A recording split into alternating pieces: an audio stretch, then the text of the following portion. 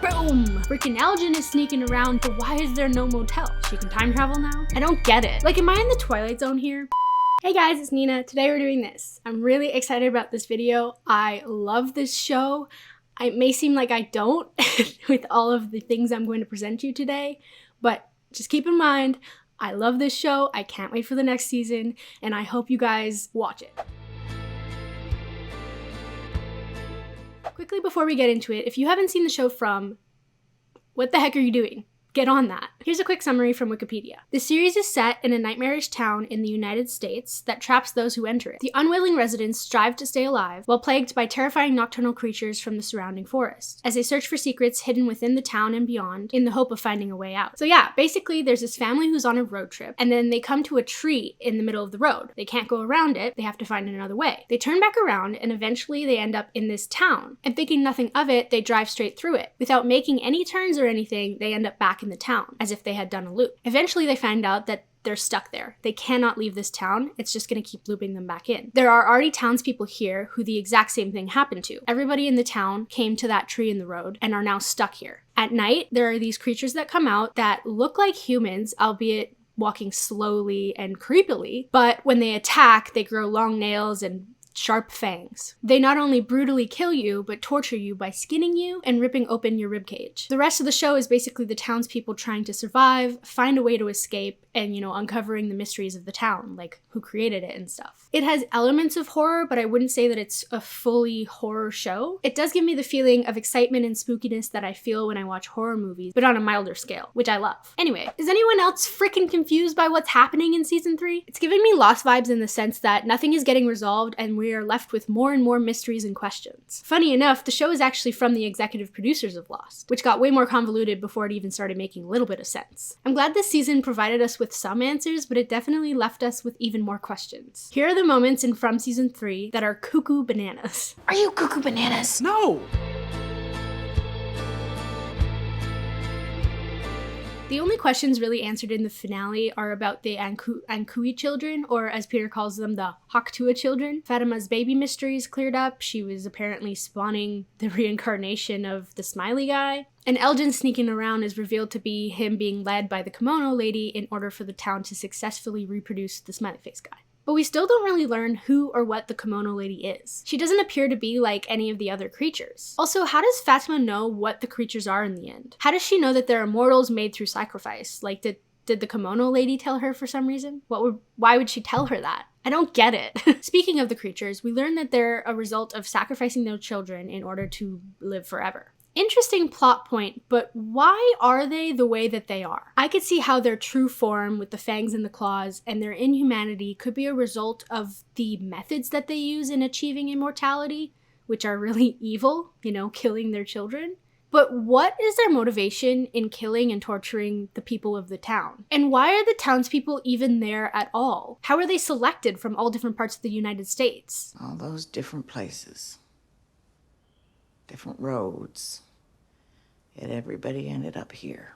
Are they perhaps also reincarnations of who the creatures used to be, like Jade and Tabitha seem to be? Maybe this place is their eternal punishment for the crimes they committed against their children. But on another note, we also don't really know what happened to Randall, Julie, and Marielle, and Martin, the old man that Boyd met. What were those parasite worms and why was that plot just dropped? What the hell is with the music box and why does smashing it stop, those nightmares from continuing to torture the people in the town? And how did the music box have a hold on the 3 people that were kidnapped? And what was with the nursery rhyme? Like, they're all just chanting this nursery rhyme and then that never comes up again. It felt as if the writers just threw a bunch of crazy plots at the wall for the shock factor and then just left them hanging. Then they just threw a bunch more hoping that we'd forget and move on. Like, who was the voice on the radio at the end of season 1? I assume it's the guy in the yellow jacket and they might get into it in the next season, but, they just drop things and never come back. What's up with the occasional dogs that come in and out? Like, there's a random dog in the woods,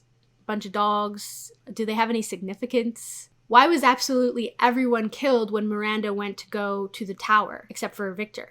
Why did everybody die that day? Was it like a failed attempt on Miranda and Christopher? So the town sort of reset? To be fair, all these questions kind of make me feel probably how the townspeople feel. Like there are a ton of nonsensical things happening around them that have zero viable explanations. Maybe that's the intention, for the audience to resonate with the people of the town. Let's dive even deeper. When everyone is outside trying to herd the cattle back in, Ethan sees his favorite goat. When he opens the door to try to save it, the old lady creature that is from the first season is there outside the door. For some reason here, she is extremely slow. She's walking really slowly after the children, and they're able to escape ultimately. But the big first reveal of the creatures in season 1 was her, when the little girl opened the window and then it was all over in like a second. Well, they faded to black, but the mother and the daughter, they couldn't even escape the bedroom. That's how fast she was in killing them. Why is it that she's deciding to go slow and creepy now? Are there some people that the creatures want to torture more psychologically? You'd think in the end that they would ultimately want to kill them eventually, but her slow speed allowed them to escape. Like, are they meant to be slower, or is it solely based on what works for the plot? I'll admit that the scene in the first episode needed to be done that way so that we can, as an audience, know how terrifying these creatures are. Like, it wouldn't be as impactful if she was slowly walking in and then they showed more of the scene and more of the struggle or whatever. It needed to be like, boom, boom, like, window open, they are brutally freaking blood everywhere, murdered. But it's inconsistent. It's like, okay, that happens so fast, like you could not escape. But if you're a main character, apparently you can easily get away. Moving on to when they find that pseudo town in the middle of the woods with those skull effigy thingies. This show gives me the right kind of heebie-jeebies. When they happen upon that town, I got that feeling of, oh shit. You get when something cool or twisty is about to be introduced? It's like a TV show beat drop, if you will. Like, boom! It reminded me of why I love this show so much, with all of the twists and turns and the way that it's just the right kind of spooky and eerie. Who could they possibly encounter here? Sadly, they didn't even explain what this town is or what those effigy thingies are for, who built it. Why is there food there? Hopefully they'll loop back to it later, because I'm really curious. Every episode, at least in the beginning of the season, ends with a punch in the gut. So the first episode ends with Tabitha meeting Victor's dad, which was like mind-blowing. And the third episode ends with the ambulance coming to the tree in the road, which was also like, oh shit. The second episode ends with Jim getting a phone call from Thomas. There's a part of me, like Jim, that is considering this like just the town messing with him. But then there was also part of me that was like, maybe this really is Thomas reaching out for help. My first thought was, is the boy in white Thomas? Stranger things have happened. I know parts of that theory don't make sense at all, but there's so many things in the show that come from left field. It always confuses me how Ethan and Julie talk about Thomas as if they were really close to him, etc. Like, didn't he die as a baby? Like, he died as a baby, right? He fell off the table. Of course you can develop connections with your siblings as infants, I'm not diminishing that, but the way they talk about him makes it seem like they're talking about someone who had a personality and who they have memories with, as if he had lived past his baby years. Because I'm starting to forget what Thomas was like. Because of this, I've pictured him as a whole developed human, not to mention the fact that the town has him calling or talking to them as if he existed past his baby years. And maybe he did. Maybe the boy in white is another iteration of Thomas. Let me know what you think on that. Like, could the boy in white be Thomas, or a reincarnation of Thomas, or like a personification of Thomas? Of course, the boy had been there for years. Like, he was there the entire time Victor was there. But we know that Jade and Tabitha are reincarnations, so who's to say that Thomas is not also timeless, or the boy in white? This also brings up the question for me, like, why was Sara told in season 1 to kill Ethan? Why would the town want Ethan dead? Is it to repeat the cycle? Think about it. Obviously, Ethan has some sort of connection with the town already. He is one of those people that has had seizures in the town. Is Ethan a reincarnation of the boy in white? Or am I just going completely off the rails? We know one of the Hawk-Tuah children is the child of Jade and Tabitha from a past life. Maybe the boy in white is a reincarnation of one of those children. And maybe Thomas is involved somehow beyond the grave? Beyond? beyond the grave. Speaking of which, though, what language is Ankui, and why do Jade and Tabitha eventually know what it is that they're saying? We learn that it means remember, but why did Jade and Tabitha know this? How does the music reveal it to them? Or how does the child reveal it to them? Are they unlocking an ancient language? Oh, maybe they're unlocking an ancient language that, like, those creatures used millennia ago to, like, I don't know what I'm talking about. Maybe years and years, like, these creatures are millennia old. Like, they're so freaking old that they come from a time of ancient languages, and Ankui is part of one of those languages. But then I was trying to connect it with, like, devil worship or something, because obviously they're sacrificing children to live forever. So maybe the language is some sort of spooky language. Anyway, it's just a question that I have. And are Jade and Tabitha gonna have a love story now? Because that'll be interesting. They don't seem compatible, in my opinion. Also, it's revealed that the creatures are the parents of children that were sacrificed in order for them to live forever. They sacrificed their children because it promised them that they would live forever. Jade and Tabitha have continuously come back to the town to try to save the children because one of the children is theirs. Because one of them was ours. But if one of the sacrificed children is theirs, then why were Jade and Tabitha not made into the creatures? Obviously, they also sacrificed a child, but for some reason, they haven't become the creatures. Is it because they maybe, like, took it back? They're like, never mind, we don't want to do this, and now they're in this cycle trying to take back what they've done? What makes them special? What makes them not turn into the creatures?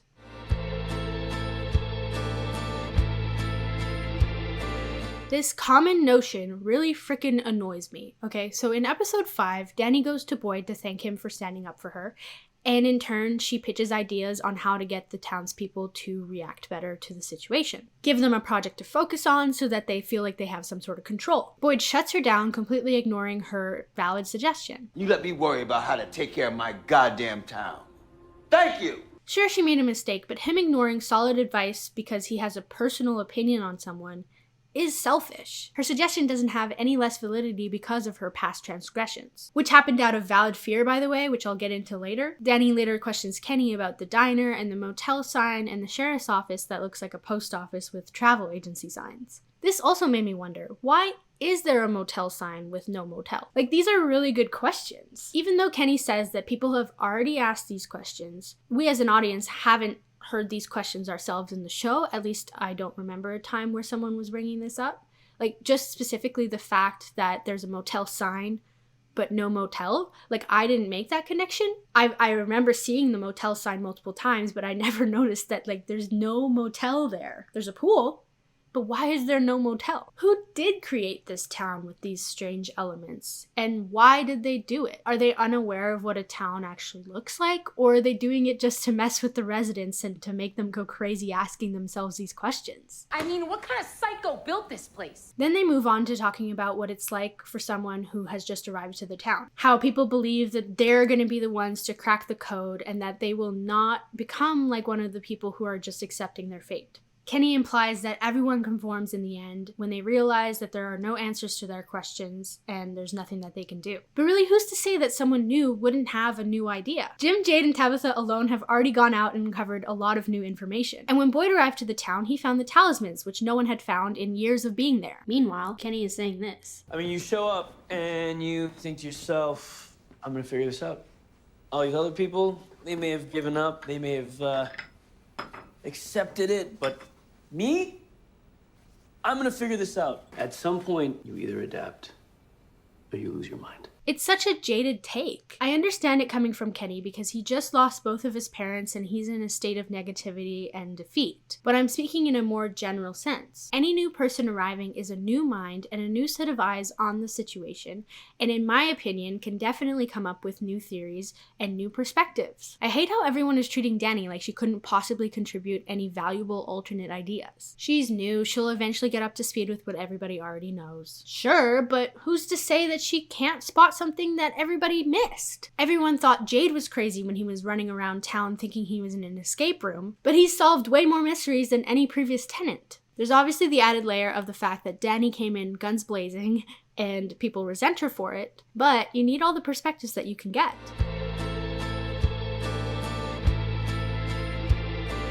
Sara starts hearing voices again after a long time of not hearing them. They apparently tell her that Fatima was taken against her will and that she is afraid and she is somewhere close by, but they won't find her in time. When she tells this to Boyd and Ellis, I think to myself, did she really need to include that last part?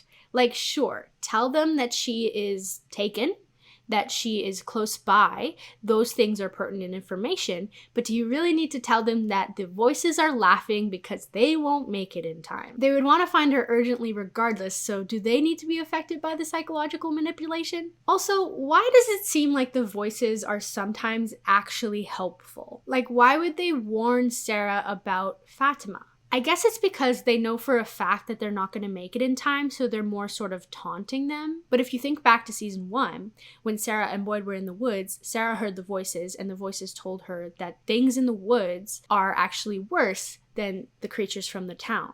And in my opinion, that is helpful information, and in no way taunting. I mean, maybe it's a bit scary, but in the end, it's a helpful thing to learn from these voices. Obviously, they were harmful for the most part by urging her to kill and let the creatures in, but then on the other hand, they're helpful occasionally. Why? What's their motivation? Are they good or bad? Are they even trustworthy? They lied to her by telling her that killing people will actually allow them to escape the town, but then they didn't lie about Fatima and they didn't lie about the woods being even more dangerous. We can trust what the voices are saying to Sara, but not what the kimono lady is telling to Elgin? That's the thing. If they're occasionally telling the truth, how can they know what's real and what's a manipulation? No wonder Elgin is so steadfast in his belief that what he's doing is right by the townspeople.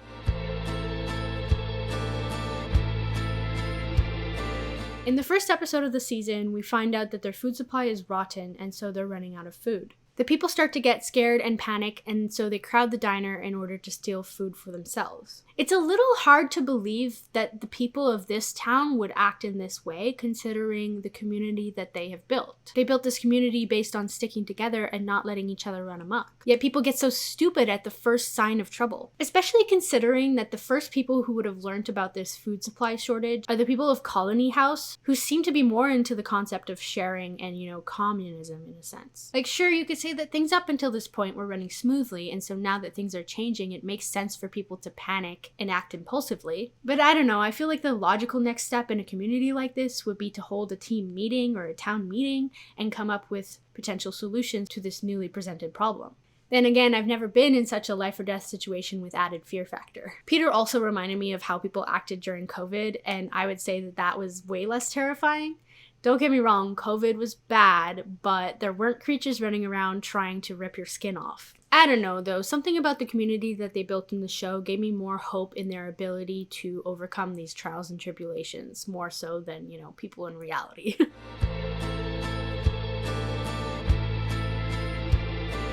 Speaking of them not holding a meeting to discuss the new issue, where is the frickin' communication between everybody in general? Every main character in the show encounters some new information and they never share it with one another. What the fuck are you doing?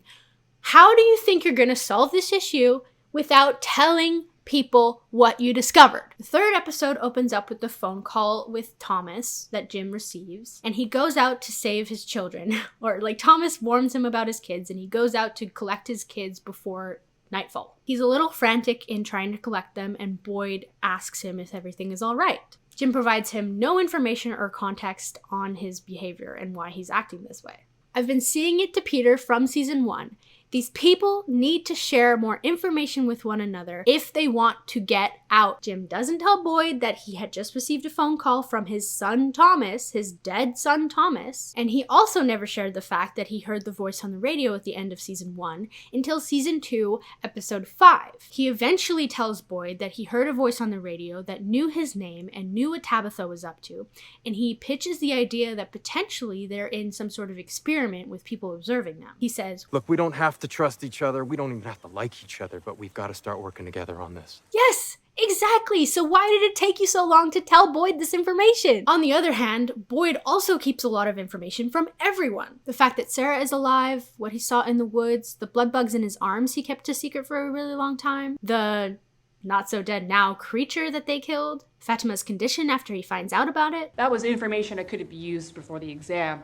I can't help if I'm in the dark. And then even the fact that she murdered someone. He also keeps his visions of Father Cautry to himself, which if he had shared, then Jade could have also shared that he is having similar visions of the bartender Thomas. Not that they necessarily know what that means, but at least they can share in the fact that they are experiencing the same thing. Sure, he's trying to quell panic by keeping most of these things a secret. But at the same time, with certain key players like Jim, Donna, and Jade, I feel like this information should be shared if they want to progress in their search for escape. Moving forward, Randall keeps from everyone that he is re-seeing the visions of the bugs, which he had started seeing from last season, and Marielle is even worse for this because she is completely acting fine. In the 9th episode, Julie also downplays what she saw when she went into the woods with Ethan. Again, not sharing pertinent information. I had a really weird dream. Explain it. Tell them that you were in this location and that location and this is what you saw. Give the details, please, Julie, because it's important. Obviously, because as we see at the end of the episode, she can time travel now. Fatima also hides her condition for way too long and ends up murdering someone. The same can be said for Sara in season 1. She probably should have told someone sooner. I mean, she told her brother, but even her brother kept it a secret for a while. He eventually told Father Cautry, but it was too late. Freaking Elgin is sneaking around doing some creepy shit, not telling anyone about it. If he had shared sooner about the woman in the kimono and what she was saying about how they can escape and stuff, maybe they would have been able to convince him that, you know, this is just the town manipulating him and it's not reality.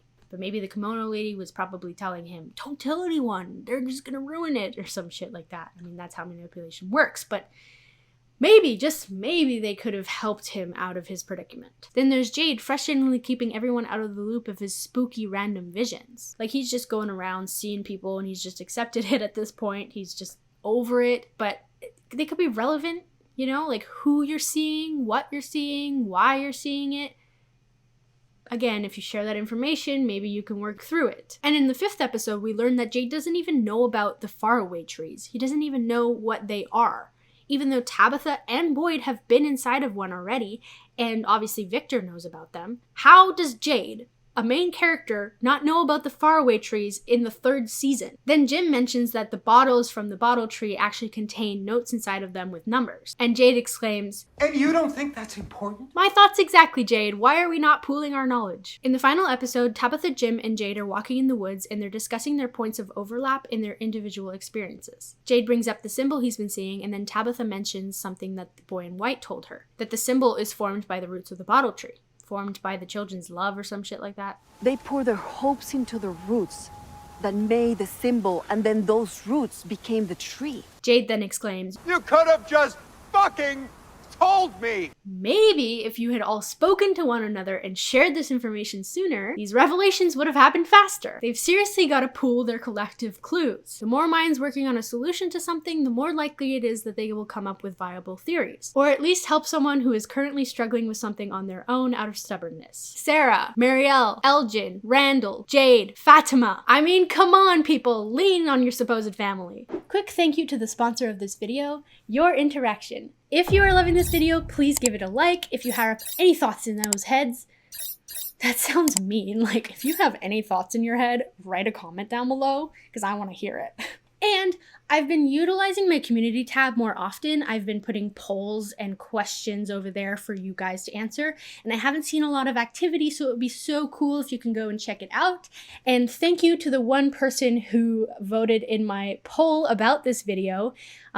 Yes, you clicked on show results, but I still appreciate that interaction. So thank you so much, whoever you are. Love you guys.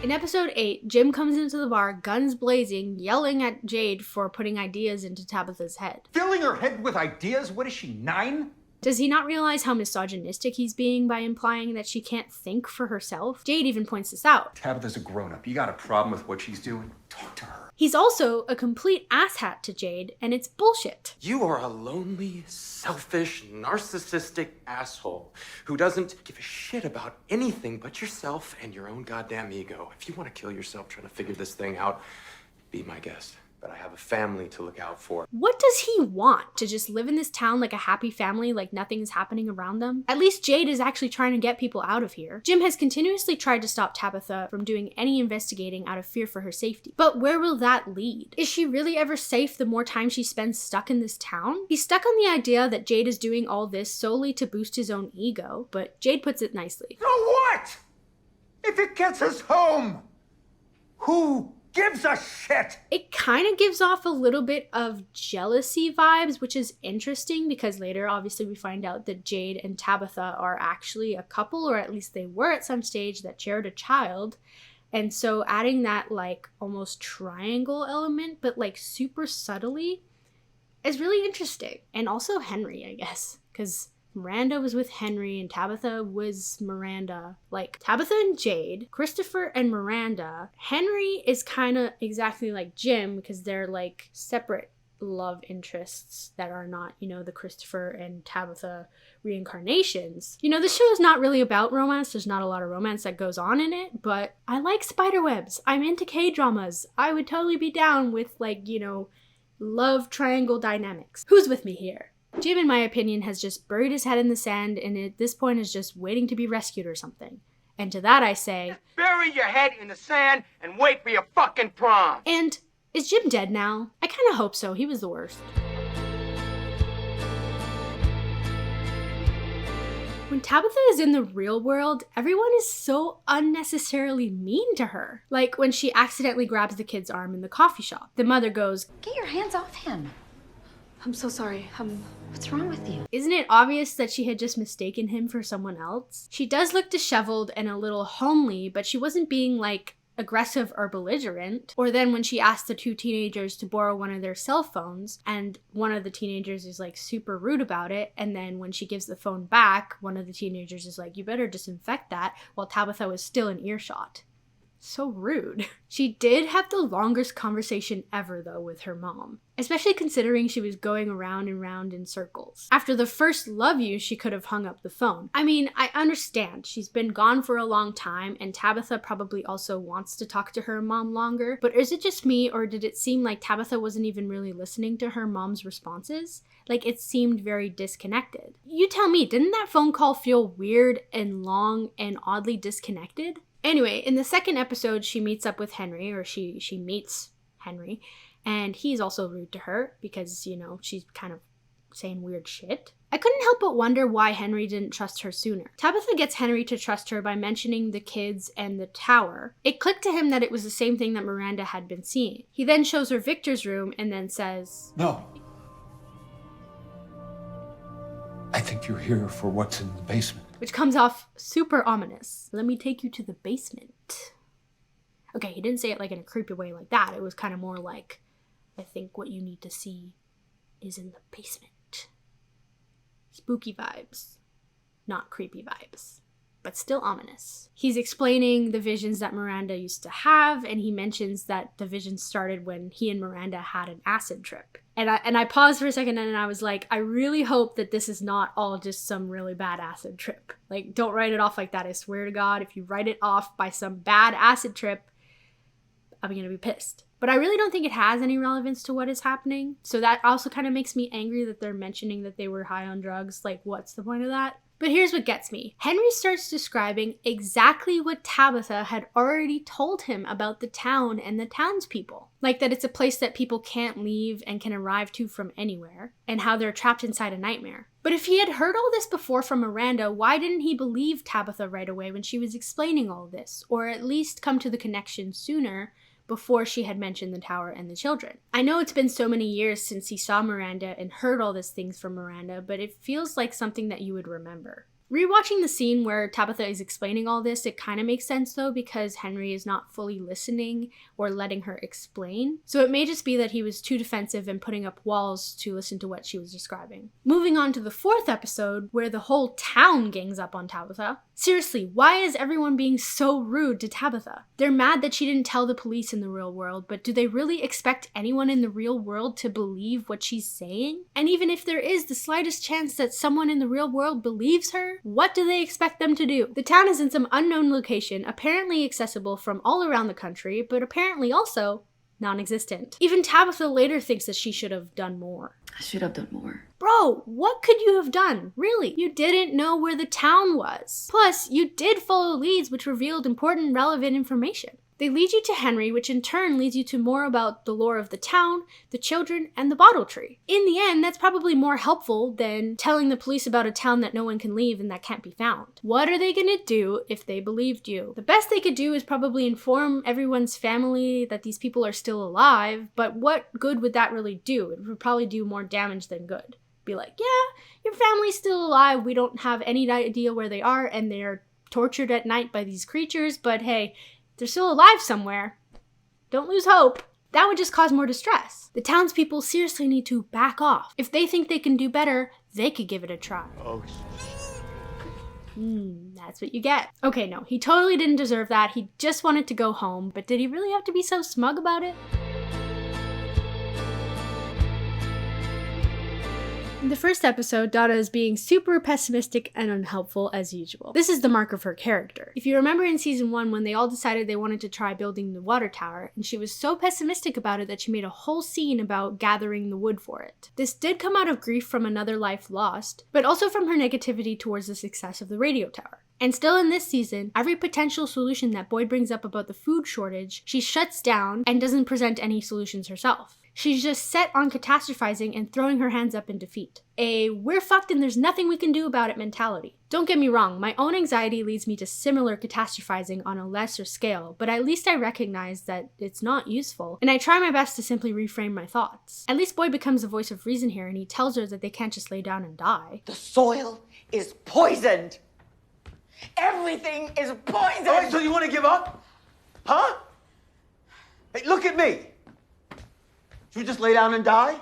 Then, in the second episode, Boyd and Donna start fighting about the fact that Boyd went out to rescue the animals. Just the other day, yesterday, Donna was like freaking out about the fact that they have no food, and now that Boyd goes out to save the only food they have left, she's accusing him of making a poor choice. I agree with her notion that We are all we have. Us. This family! And that present human lives should be prioritized over the animals, but it's a little hypocritical coming from someone who is literally just saying the exact same thing Boyd is saying right now. Then what do we have left in terms of rations? Left?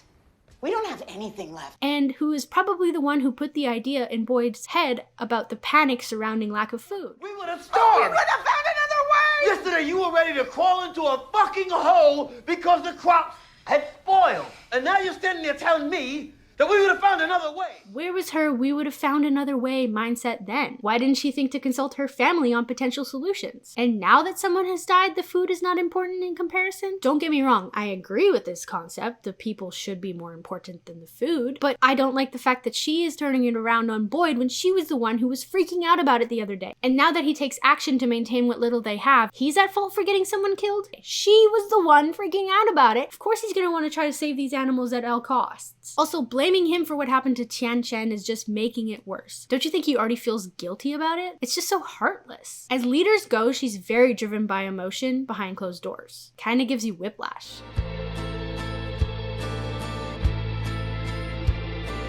In episode 4, the ambulance finally arrives in town, and obviously the paramedics and the police officer don't believe what Tabitha is telling them. Danny eventually sees the creatures and naturally freaks out.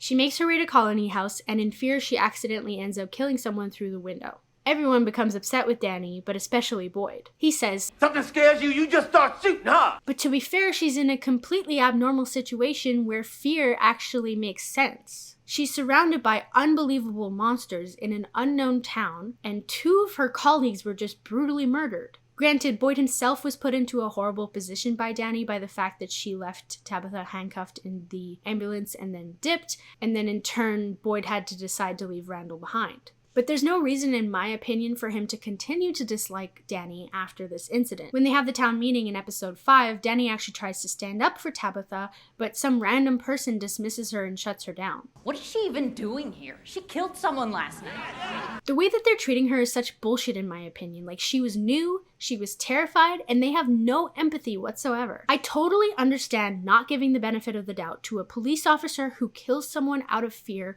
in reality. in normal life, because police officers should be trained to deal with normal, everyday, scary situations. They shouldn't be shooting willy-nilly because they're scared. But I think that this situation is entirely on a different level. And although Boyd stands up for her in this meeting, when she comes over to thank him, he doubles down on shitting on her. Yes, she killed someone and left 2 people to die in an ambulance, but what have others done on their first night in town? What makes her so different from other people that came to town who were rewarded compassion? No one has even 1 ounce of it for her. I know that there's the added context of her being a cop with a gun, but I'm talking on a human level. Maybe I'm just being ignorant, and for that I apologize, but I personally believe that she deserves a little empathy in the abnormal circumstances. I panicked because I was being chased in the dark by things that should only exist in a fucking nightmare. Well, they exist here. And? Does that make her argument invalid? She didn't know that they existed here. She didn't know what they were. I agree that she shouldn't get her gun back, but I don't agree with all the hostility towards her with 0 understanding. And by the way, you know who else murdered someone under the influence of the town? Fatima and Sara. But he has compassion for them. After the town meeting, out of left field, Ellis starts spouting hypocritical nonsense to Boyd. Okay, or maybe what we need is for someone around here to start doing something, instead of sitting around worrying about what could go wrong. Are you kidding me? Boyd is the one who wanted to try all these drastic things. He actively went into the woods looking for answers not once, but twice, or maybe even more. And when Boyd mentioned wanting to try to trap one of the creatures, you were the one who was hesitant about it. Now you're accusing him of sitting on his ass? Boyd even literally said the exact same thing to you at that time. We can't just sit around playing it safe anymore. Like, am I crazy? Ellis even said, Hey, those things, we don't know anything about. Who's worrying about what could go wrong now? Now that Fatima is all gung-ho about getting shit done, Ellis is changing sides and conveniently forgetting that he was the one convincing Boyd otherwise. He's acting like Boyd is playing it too safe, as if he hadn't had to talk him down a few times from some crazy ideas. But that doesn't mean we can't take chances. I'm with you, okay? Maybe what we need is to start taking chances. Oh, you want to take some chances? Like, am I in the Twilight Zone here?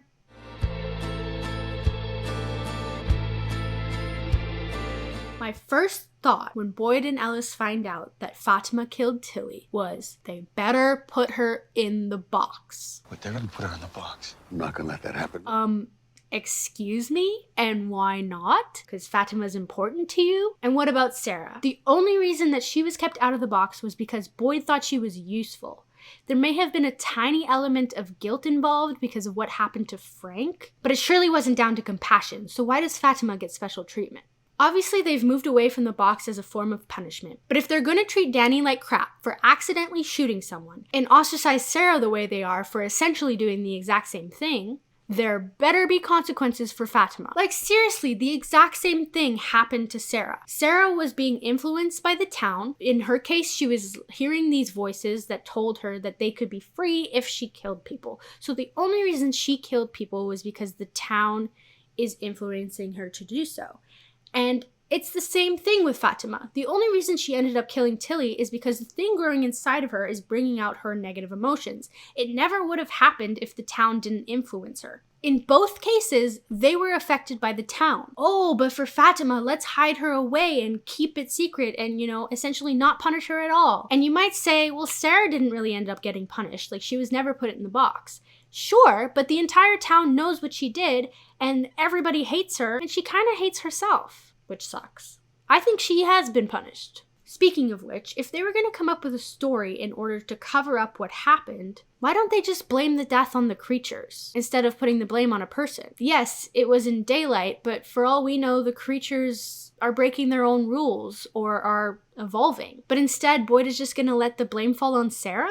Not only did she get 0 benefit of the doubt on what she had done, which was, in my opinion, under the influence of the town, same as Fatima, now she's gonna get all eyes on her for something that she didn't do, which Boyd knows that she didn't do. And then when Donna finds out, she's adamant about telling the townspeople that Fatima is the killer. But later she decides that she's not gonna say anything. Because of what she means to people here.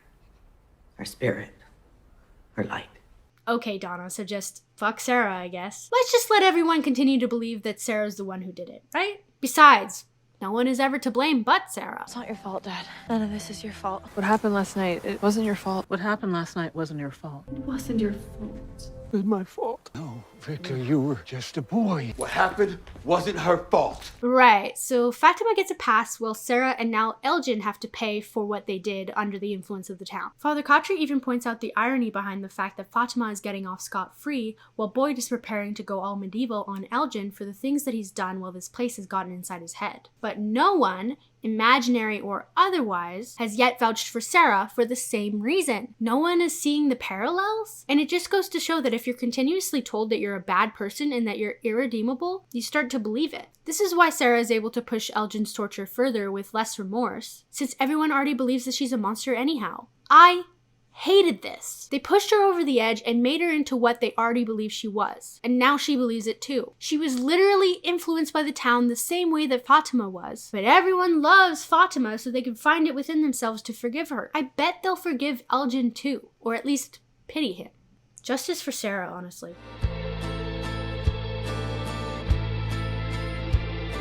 Randall really started to grow on me this season. He was already a pretty complex character in the first season, but leaning more towards asshole. Whereas in this season, I feel like he's leaning the other way despite trying to steal the goat in the food shortage panic. By the way, where was he even going to keep that thing? On his bus? When everyone was outside herding the animals back to the barn, he surprisingly honks the bus's horn in order to warn them of the creatures that are coming. As hard as he tries to put on this bad guy, I don't care about anyone else persona, in the end he cares about other people more than he lets on. Plus, he always backs down when there's even slight pushback from Boyd or Donna. Later in the season, he even helps Julie in his own way by letting her talk to him and then teaching her how to drive. I'll get the van and teach your kid how to drive, because there is fuck all you can do about the rest. Speaking of the cattle herding, I was really nervous the entire time that Tian-Chen was out there helping Boyd herd the cattle because it was really hinting at something bad happening. As soon as they entered the barn, I turned to Peter and I was like, how do they know that there's not going to be creatures inside of there? Why the heck do they think they're safe and they're not questioning that as a possibility? There wasn't a talisman inside before, so the creatures could have gotten in beforehand, and that's exactly what ended up happening. Then seeing what they did to her, it was so awful. I think it was like one of the first times where they show a lot of it. Then in the second episode, I was yearning to know what Tian-Chen kept repeating to herself. It was obviously significant, and we know that Boyd was memorizing it in order to relay the message to Kenny. But boy, was I not actually ready to hear it. Boyd finally tells Kenny that he was there when she died and what she had been repeating to herself. Take care of him. That's what it means. Take care of him. He'll be alone now. This broke me. The tears started flowing. I'm a big crier. It's hard to imagine being Kenny, losing both of your parents in a town that shouldn't even fucking exist. To make it even worse, Jade says, "You'll come with us when we go." Oh my God. This line hit even harder because it's what Jade used to comfort Tian-Chen when she was sad about her husband. I'll come with you when you go. I do not know. If you did not cry after Jade said that, I don't know, man. Do you even have emotions? These lines were so good and they tugged at my heartstrings. Tian-Chen in general was just one of the most likable characters. Lolo, you so much complain. Complain. You need electric? After Kenny finds out about his mom, he's in the diner, grieving, taking a moment to himself. The radio turns on and cruelly starts playing Celebration. He goes over to try to turn it off by essentially, shaking it. And I was like, why doesn't he just freaking chuck it on the ground? Eventually he throws a tray of silverware at it, and for some reason that sparks it up and, kills it. But in that moment, I feel like he should have thrown it on the ground and stomped on it. Come to think of it, why hasn't anyone, tried to destroy them before? All they ever do is taunt them, and it's not like they can control, they can't turn it on and put music on for themselves. So why weren't they even stored in the back room where Tian-Chen kept all of his stuff? Why do they still put them out on the tables? Anyway, the scene was missing some oomph. He really needed to destroy it a lot more than he did. Throwing a tray of silverware, it just doesn't make any sense. Come on, tell me you wouldn't try to stomp on it a million bajillion times. Fuck you, man. After Boyd left Randall for dead, the creatures don't actually end up killing him. They keep him alive and they present him on the ambulance in front of Colony House. In my opinion, this was to further torture Boyd and break him. You don't break me. You hear that? You don't fucking fucking break me! Later when Kenny asks Boyd why he thinks that the creatures left them alive, Boyd suggests it's because the creatures want the townspeople to look at Randall and not be able to pretend that they don't exist during the day. I disagree. I think it was a more personal thing. You said this place couldn't break you. Do you remember that, boy? You don't fucking break me. That's what she said. They kept him alive to specifically make Boyd feel guilty for what he had done in leaving Randall to die. Especially since Randall himself is not the type of person to easily forgive and forget. They wanted Randall to be a reminder of his morally great decisions in order to psychologically mess with his head. I think this can be further proven if we look back at season 2, episode 3. Boyd is explaining to Donna that he once had a comrade named Corporal Brian Kelly die in his arms. The couple that came to town on the bus were named Brian and Kelly, and Boyd actually had to put Kelly out of her misery as she had a piece of metal sticking through her skull into a tree that was put there by the creatures. This may have also been done in order to mess with Boyd's head before they literally had him watch them kill and torture Tian-Chen. For some reason, the town is actively trying to break Boyd down, and they occasionally succeed despite Boyd's denial of it. For example, in episode 9, Boyd starts to think that the things that are happening to Fatima are in order to get to him. When one of the creatures taunts Boyd and Ellis when they're discussing it, he gets up and waves his gun at her. Come on, Dad, just... Oh, you want to... Yeah, they're totally not getting under your skin. What's their end goal, though? Am I crazy, or is Julie just having a bunch of flirtationships? So in season 1, she has a small crush on Fatima, and there's even some sort of like weird love triangle thing going on between her, Fatima, and Ellis. By the way, they seem to just drop that storyline out of nowhere. But now she has moments with Elgin. You're so depressing when you're stoned. So this is mine. What? I'm keeping that. No, you gotta work for yourself. I get it, Jade. That's not fair. Kenny. Hey, What are you doing? You're not gonna tell my parents, are you? If you get caught, I was never here. Deal. Okay. You want some? Don't push it. And especially Randall. So we got high on the bus together, now you're gonna be all weird towards me? I'm not being weird. In episode 7, he indulges her in conversation and then he teaches her to drive. I mean, come on, are these not all flirty AF? Let me know if you saw what I'm seeing. Like, you let me know if you saw the connections between these characters. Kenny, I'm a bit iffy about, like, maybe Kenny and her are just friends, but like, I don't know, they were flirting a little bit. Or maybe I'm just craving that sort of like love that this show is kind of lacking. Like, there's not a lot of love storylines, sure. Ellis and Fatima got married and whatever, but like, you know, it's just not what I'm used to in terms of teen rom-coms. Anyway, in the 8th episode, Randall even says, "There is nothing here that wants to help us." Julie was saying the exact same thing. They're in the diner right now with everyone else trying to figure out what it means that my mom got out. Honestly, I don't think it means anything. I think this whole place exists. I think it's just here to make us suffer. They have the same mindset, and also, they're in love. Is that weird to say? I really don't know how old Julie is supposed to be.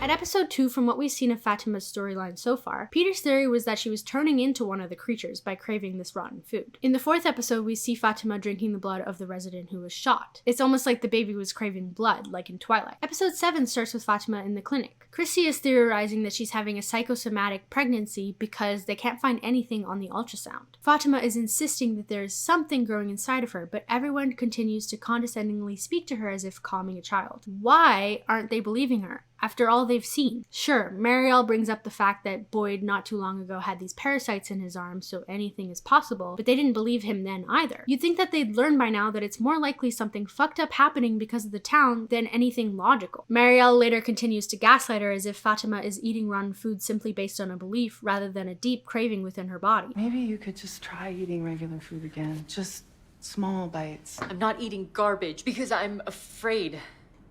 Or broken. It's happening because it's making me. Is it not obvious that this is happening because of the town? I guess they don't know whether it's real or if Fatima is made to believe it under the town's influence, like Sarah's voices. Slowly torturing her psychologically, especially considering the fact that she was told that she shouldn't be able to get pregnant. Though in my opinion, I think it's way more likely that it's actually something evil growing inside of her than her just becoming hysterical. Turns out it was Smiley Face. Creepy.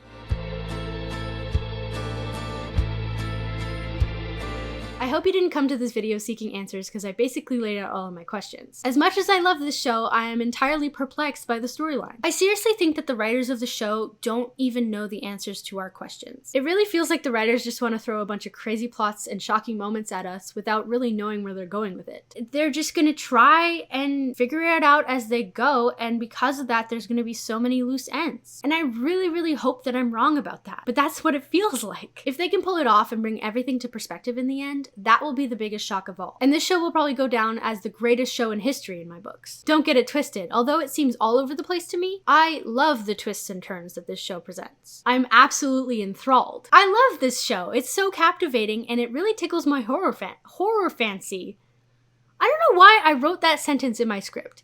It tickles my horror fancy. I like horror and it checks that box. It checks that box. I appreciate that we at least got some answers this season, and I can't wait for the next one. I'm really intrigued by the Yellow Jacket guy and Julie's time travel plot. I just really hope and pray that everything has an explanation in the end. Please. Let me know what you thought of my thoughts and your theories on the future of the show. And as always, don't forget to give this video a like and a physical thumbs up, and I'll see you later. And if you want to see me, subscribe. Let me know what you think. Love ya. Jim. And then Tabitha mentions something that the white boy said and at this point, and is just waiting to be rescued or something. And it really checks my horror box